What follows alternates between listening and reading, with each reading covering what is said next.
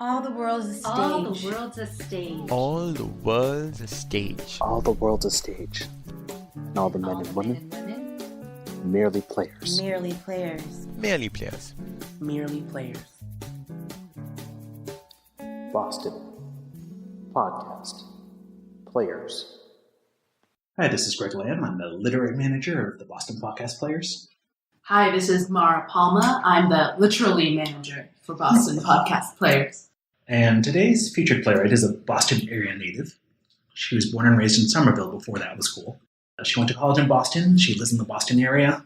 And it brings us back to something we talked about in the first episode of the podcast, the Boston theater community. There are a lot of people of all creative stripes in Boston, but... Good word, stripes. I like that. My actual college name was Stripey because someone I knew was stoned and ran into me while I was wearing a striped sweatshirt in freshman year, and it stuck. But that was a tangent I thought was worth mentioning.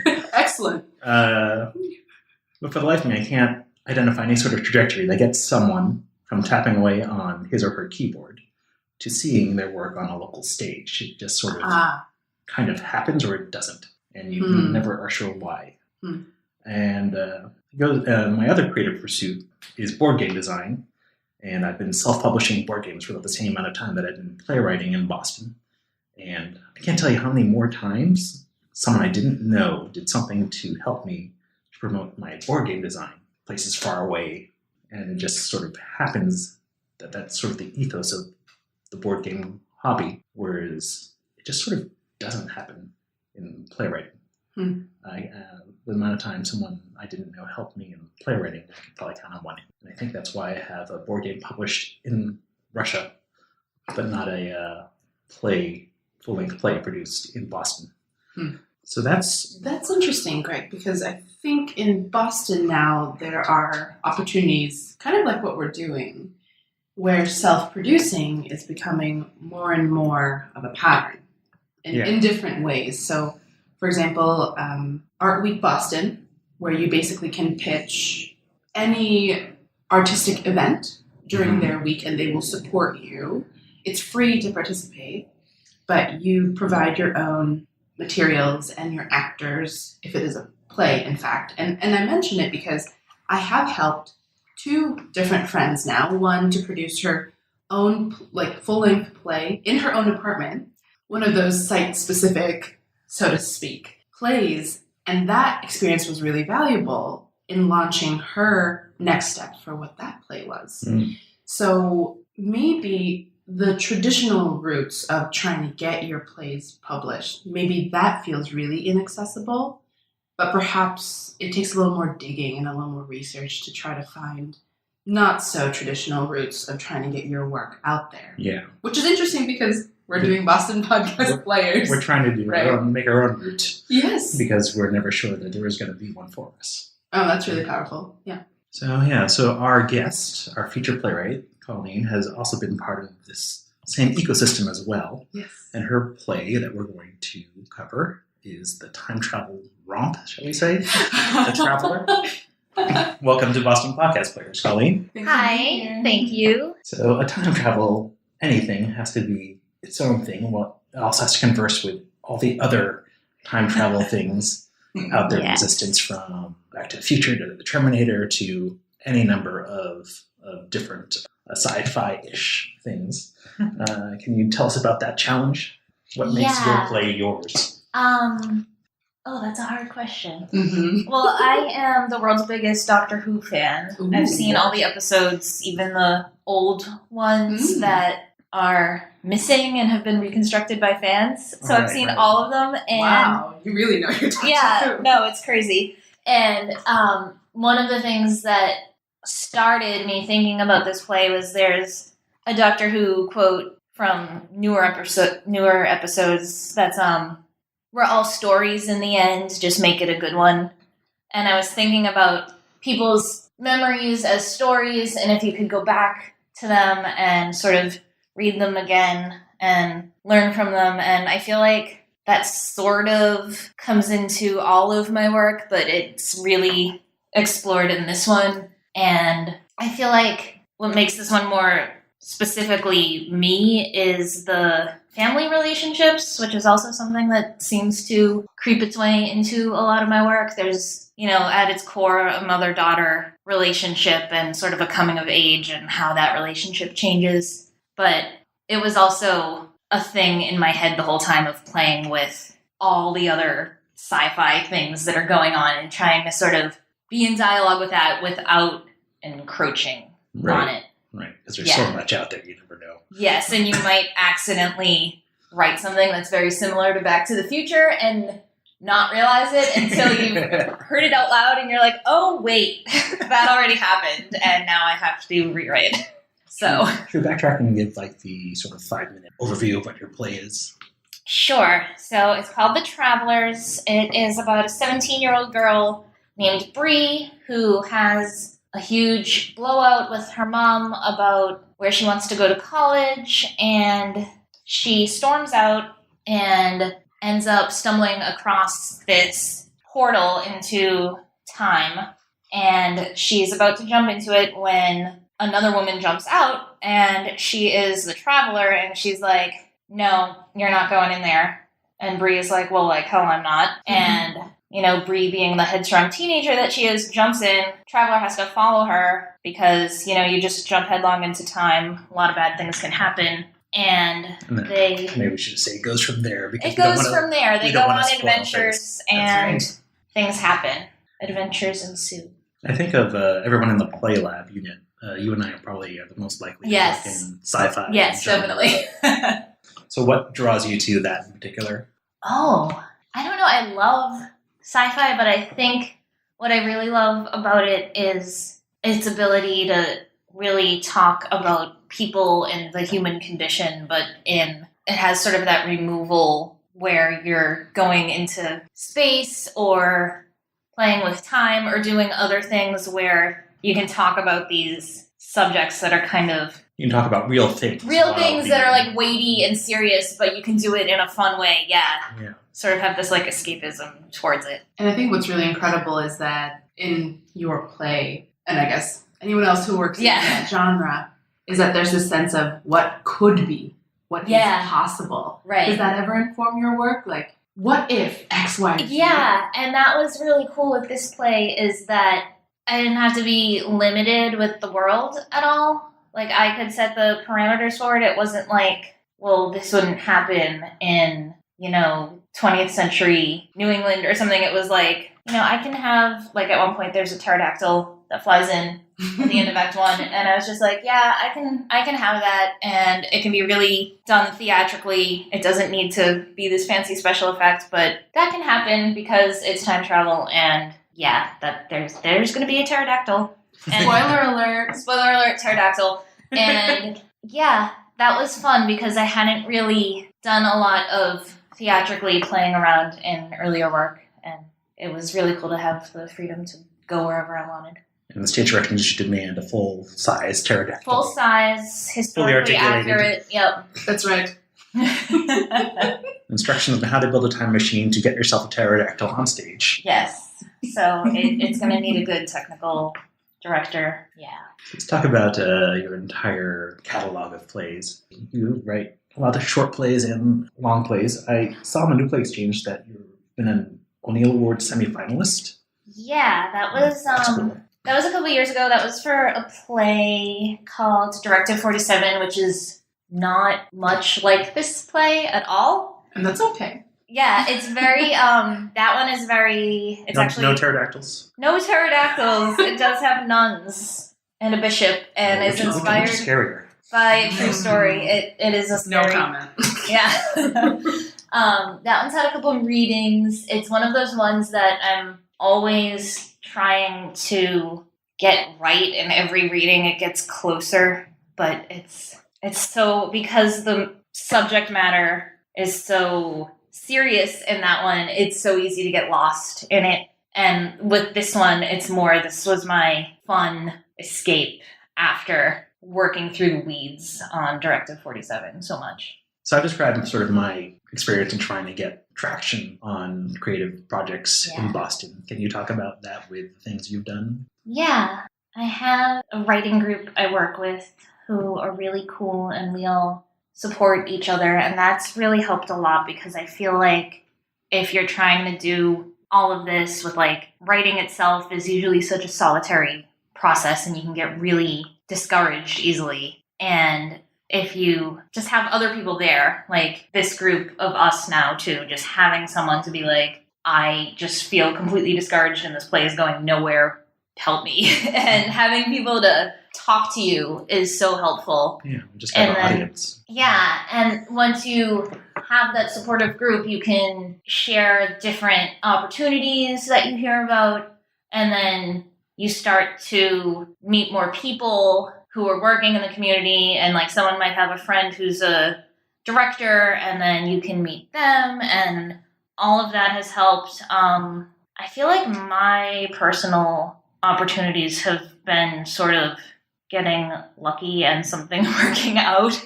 I went to BU for grad school, which was great, and that helped me sort of get my foot in the door as far as meeting people because I didn't know anyone before that, and I feel like I didn't even know how to write all that well before that. And then I got a short play in the Boston Theater Marathon, and yeah, it's just sort of... You kind of expect something to happen because of that, but it doesn't. It doesn't necessarily, no. And it's just sort of like, okay, where do I go from here? And it's all community building and relying on the people that you've met and sort of trusting that you'll all sort of figure it out somehow. And obviously I'm still very much in the process of figuring it out. Oh, we all are. So we all are.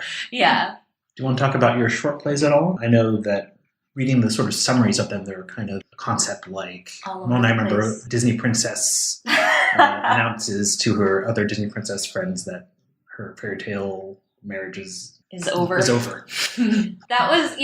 just a silly one. I'm still tweaking the ending a little, but that one I wrote because I've always felt that the Beast is sort of the... Of Beauty and the Beast. Of Beauty and the Beast, of the Disney Beauty and the Beast is like the best Disney prince because he actually has a personality. And, you actually see him, he actually has sort of his own personal conflict in the movie. And even when I was 10 years old seeing the movie in the theater, I felt like when he became a prince at the end, he just looked so boring and bland after that. And it was just like, you just... want the Beast. Yeah, you took away everything that made him interesting, and now he's just this, like, blah, like... And then, Snow White's prince is just... He doesn't do anything, and...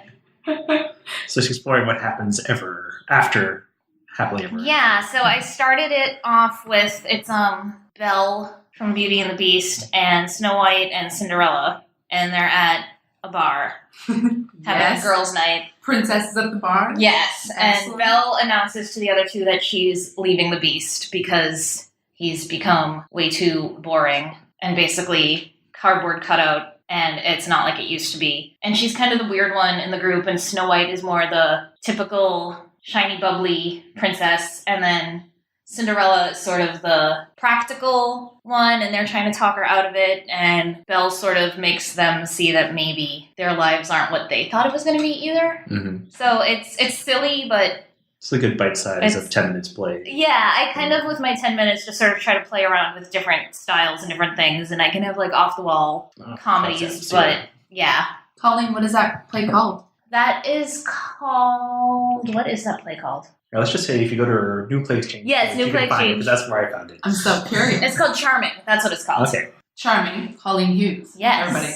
So, in thinking about your play, The Travelers? What stage would you say that piece is at right now? It's definitely still in the works. It's probably second or third draft-ish. And, yeah, it definitely needs more development, but yeah, it's getting there. And obviously with the podcast, as we launch, and what phone call are you hoping? What would you like to say, you pick up the phone and someone's like, hi, I heard your excerpt on the Boston Podcast Players.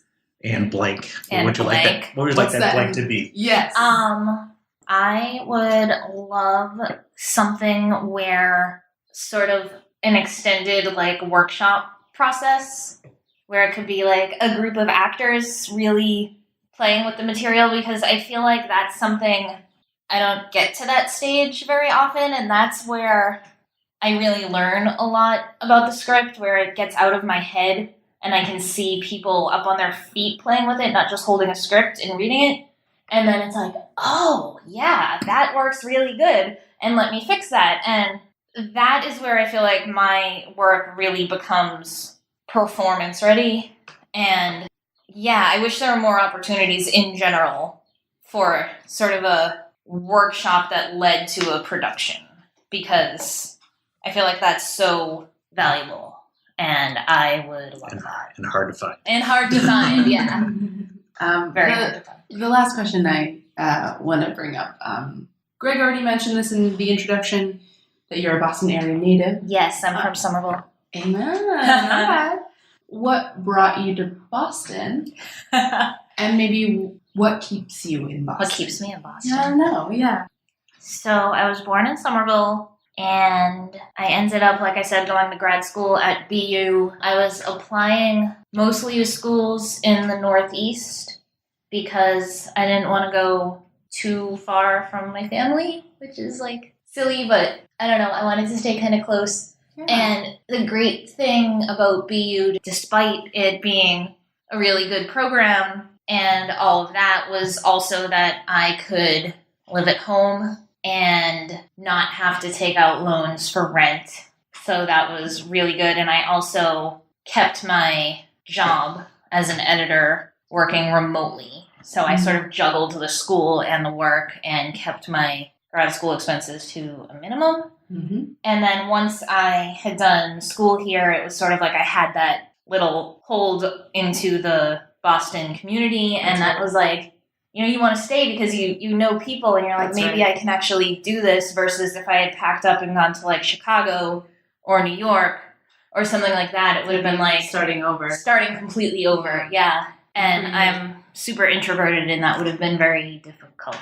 So, yeah. Yes, tell us about your crippling shyness. Yes, ask me about my crippling shyness. Well, Colleen, I think we are ready to hear the excerpt of your play. So, great, welcome. Awesome. Well, thank you. Thank you for being joining with us. Thank you. And I don't remember how we wrapped it up the first time. But, yay. We'll catch you next time. We'll catch you next time.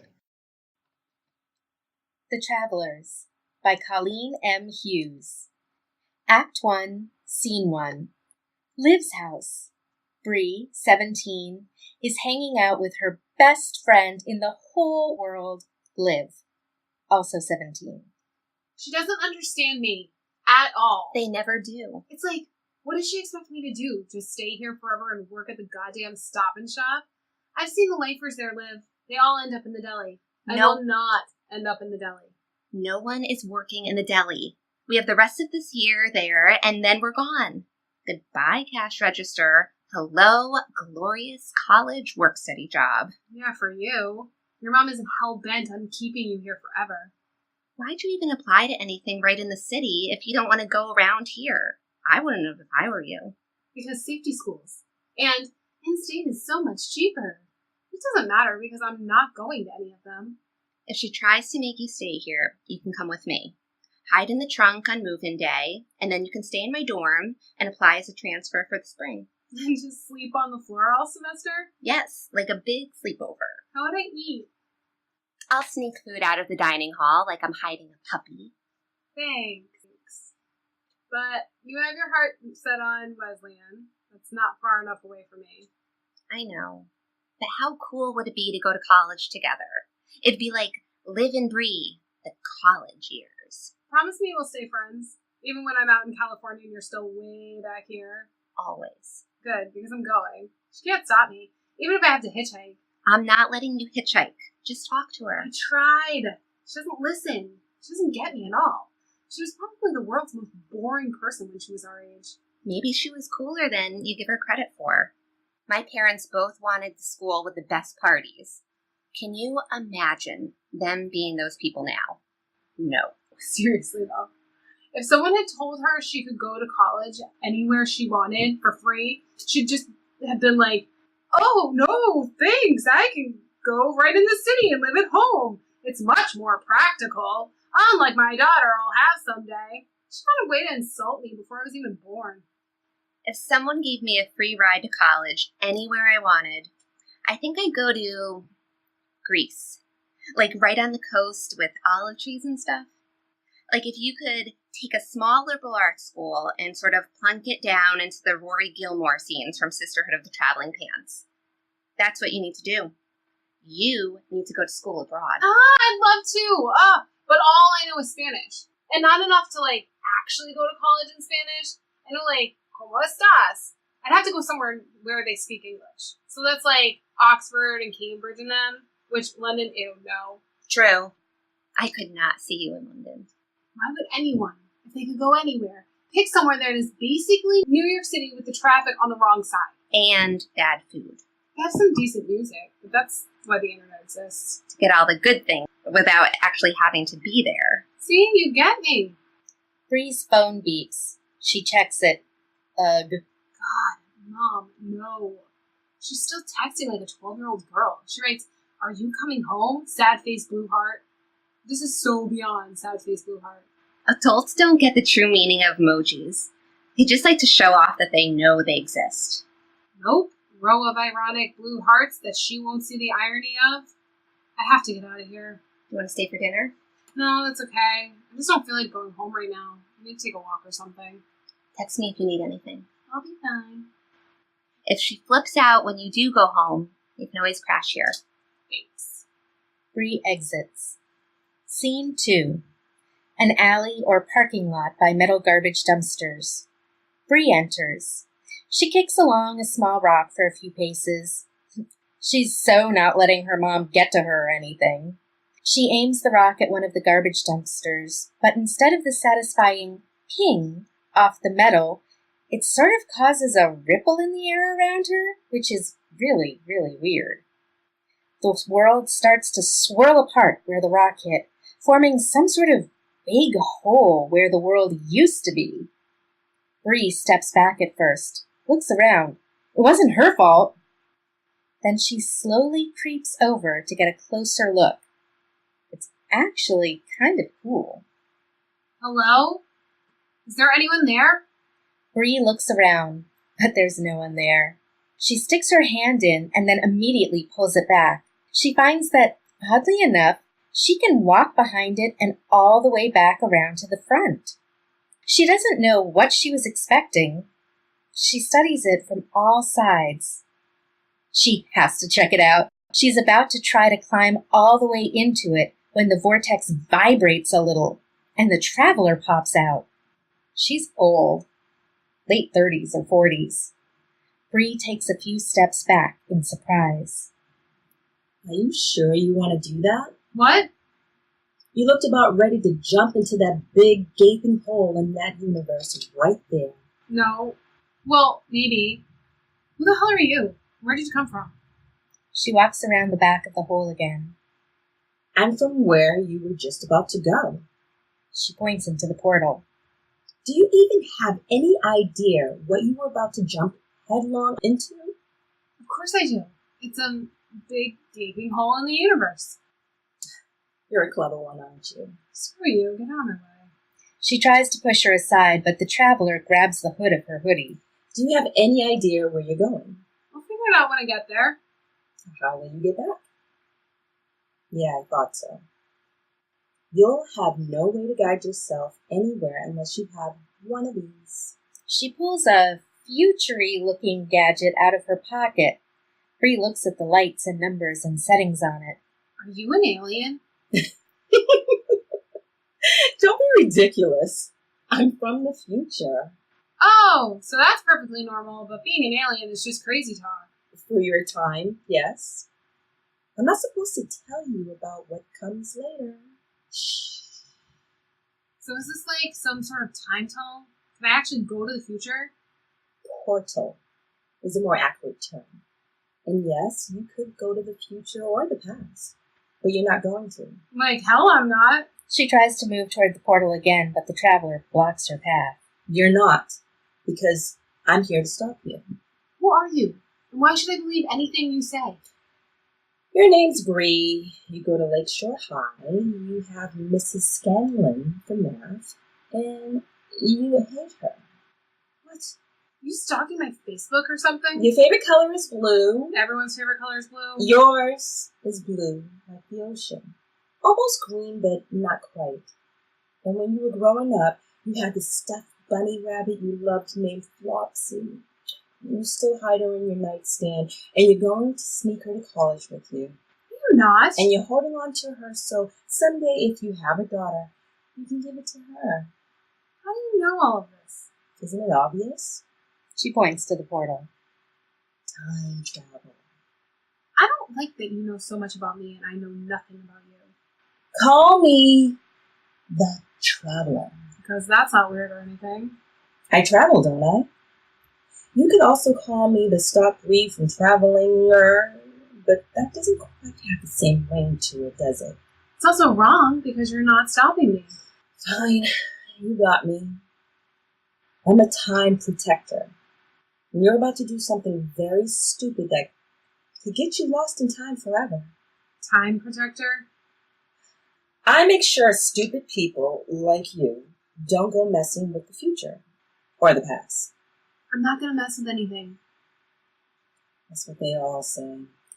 Then everyone wants to go save JFK and Martin Luther King from being murdered, or get rid of Hitler, or stop the car from running over their childhood dog. And you get my point. You can't do it. I never had a dog. You can't go screwing with time. You have no idea how to navigate in there. You'd get lost and you have no way of getting back. I'd be away. That's good enough for now. And then I'd find my way back to where it spits me out, kick another rock at it, and jump in and come back home. Yeah, that's a real practical decision there, considering you have no clue how portals work. God, you sound like Mom. No, I don't. Who the hell has a time portal and doesn't want to let someone explore it? I'm not one to ruin anyone's fun. I just said you're not thinking clearly about all the potential ripple effects this could cause. Does anyone have one of those thingies? The clicker, yes. Wait, it's called a clicker? Like the thing for the TV? Oh, those don't exist anymore by the time this is available. But yes. I figured it would be called, I don't know, space-time transmogrifier or something. During this conversation, the traveler starts to try to inconspicuously back both of them up away from the portal. Bree's not having it. When has anything ever named something like that? In real life, I mean, not on TV. Yes, never. Right. Simple is best. A TV remote changes the TV channels. This more or less changes the time channels. So clicker kind of stuck. Huh. Learn something new every day, I guess. Can I see it? Do you think I'm that stupid? While she's in the middle of saying this, Bree reaches over and snatches the clicker from the traveler and dives headfirst into the portal. The traveler immediately dives in after her before the portal has a chance to close. Scene 3. A city in the not-too-distant future. You shouldn't have done that. I'm sorry, but it was the only way you'd listen. Give me the clicker back. You're going to get us killed. We could have ended up right here where a dinosaur was about to step. Cool. No, not cool, okay? Definitely not cool. Give it back to me. Only if you take me with you. I don't want to go home. Now, why would I do that? You've given me absolutely no reason to like you. You can't show me that this whole other world exists and then rip it away. Please? And I'm fun. Oh, are you? I am so much fun. She makes a face or does something weird. She's so fun. Maybe just once. One trip, then I'm sending you home. You know you like me. I'd like it if you gave me the clicker back. Bree holds it out, and the traveler grabs it. Bree finally takes in her surroundings. Where are we? Judging by the looks of things, I'd say Chicago. She sticks out her tongue as if to catch a snowflake on it. It isn't snowing. Yes, definitely Chicago. That's not what I meant. Oh, I know. I meant, when are we? Looks like 2088. October. Definitely October. Wow. She looks around again. Why did you bring me here? It's boring. It's barely the future. I didn't bring you anywhere.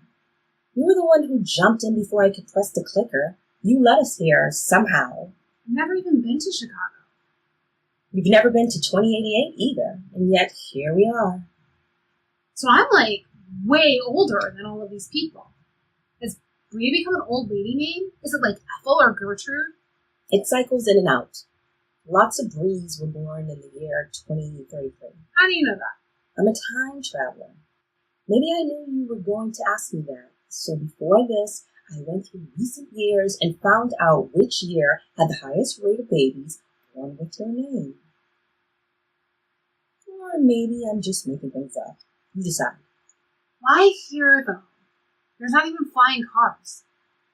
The future can be a little scary. Maybe you subconsciously wanted something just a little bit different, but kind of familiar for your first taste of it. I'm not afraid. Maybe you secretly love Chicago? I don't even know anyone here. Maybe you wanted to be somewhere where you didn't know anyone. That way you have no way of finding out what happened to them. I mean, it's not like if they died that they're dead for real. Everyone's still back home. What you don't get is that for these people, in this time, this is back home. This is a regular old day for them. You don't exist in their world, or maybe you do, but as an old lady in another state. So I don't become famous? Is that what you're saying? Or maybe you do know someone in Chicago. Ah, the mysteries of the mind. You know why we ended up in Chicago, don't you? Let's think about it. You're in the future for the first time. Who would be the first person you wanted to check up on? Liv. Is she your bestie? Ew, no, we don't use that word. Old people trying to be cool use that word. Of course. How silly of me. But either way, maybe you're not avoiding your past. Maybe your friend who is not a bestie, Liv, moved to Chicago in the 2020s. And you just happen to know that? I checked on that when I checked on the popularity of your name, obviously. So she's alive? And she lives here. Can we go see her? Whoa. Hold on just a minute. There's a few very important rules to time travel that you have to learn before you go cavorting off into the future. There's always rules. Yeah, pretty much. Rule number 1, don't do that. What? That. In any circumstance, whatever you were thinking about doing, just don't do it. It will keep us both a lot safer. Fine, got it. Let's go. She heads off. The traveler calls after her. I'm not done with the rules yet. Yeah, I don't really do rules. It may not be what you're expecting, you know. Bree turns around. The traveler catches up to her. She'll be older, I get it. Just, the future doesn't always play out how it does in your mind, that's all. She lives down this way. They exit. Scene 4. Outside Liv's apartment. Bree knocks while the traveler hangs back slightly. A woman answers. She's old. Really old. Hi. Is Liv home? Liv? No one's called me that in years. Do I know you? You look familiar, but, well, so many people do at my age. Wow. I didn't think you'd be this old. She means, we're very pleased to meet you, Olivia. You hate Olivia. Excuse me? I've always known you as Liv, never Olivia. So I do know you. Yes! Remember your friend Bree from way back? I'm her. The traveler kicks her or jabs her with an elbow. Granddaughter. I'm her granddaughter. And this is my aunt. I'm visiting her here. And Nana said I just had to visit her old friend when I was in Chicago. That's strange. I haven't heard from Bree in forever. You haven't? Where are my manners? Please, come in. They enter and sit on Liv's living room couch. Why don't you talk to Bree anymore? I mean, what drove you apart? Did you have a fight? No, nothing like that. We just, well, you know how it is with time. No, you don't, do you? Because you're still so young. I'm 17. Of course you are. My grandmother said she talked to you all the time when she was my age. Every day. Oh, we did. About the smallest things, too. We could just talk for hours. Then why did all that stop? You know, you both go off to college. You hang out in the summers, but it's never quite the same. You get married, have kids, and suddenly your life just isn't just your own anymore. Stay in touch with your friends, and you love them, but times together just become few and far between. It's no one's fault, or anything that anyone did wrong. It's just that life sort of gets in the way. You'll understand when you're older.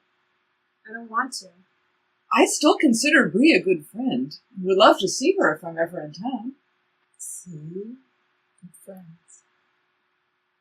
You know, I had no idea that Bree had a grandchild, or even a family of her own. I'm so happy for her. That's how long it's been? She was always out and about, your grandmother. Couldn't tie her down to one place for too long. That makes it harder to stay connected. Bree wanted to. I'm sure she knows that, Dave. I wanted to, too. But it's just how life tends to work. I had my family and my kids, and Bree had her work, and we lived in different states, and we did the best we could. And you're perfectly happy with how your life turned out, aren't you? Oh, yes. I met James in college, and we got married. We had 3 great kids together who still come and visit all the time. You got married right after college? We were young, yes, but you just sort of know when the time is right. Do you ever regret not getting out on your own, not seeing the world? There's your grandmother talking.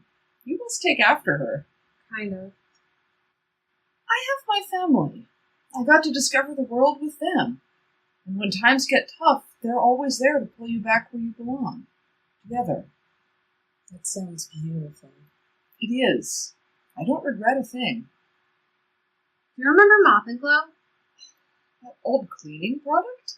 I haven't thought of it in years, but... No, not the old cleaning product. It was a private joke between you and Bree.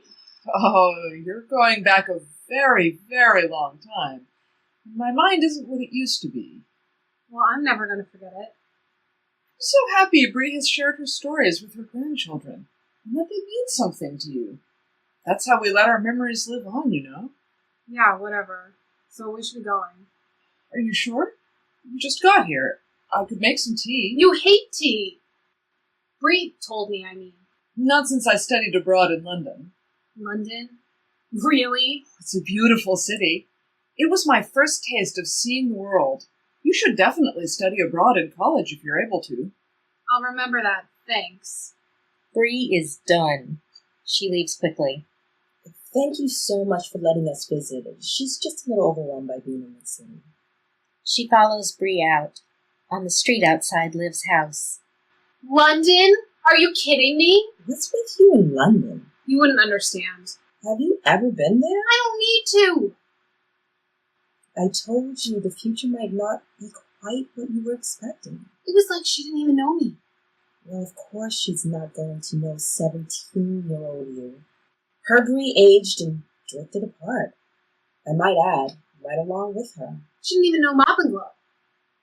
Maybe older you doesn't remember it either. How could I forget something like that? It was hilarious. You'll have other times with Liv and with other people. Some that are hilarious, some that are absolutely heart-wrenching, and a whole lot of everyday moments in between.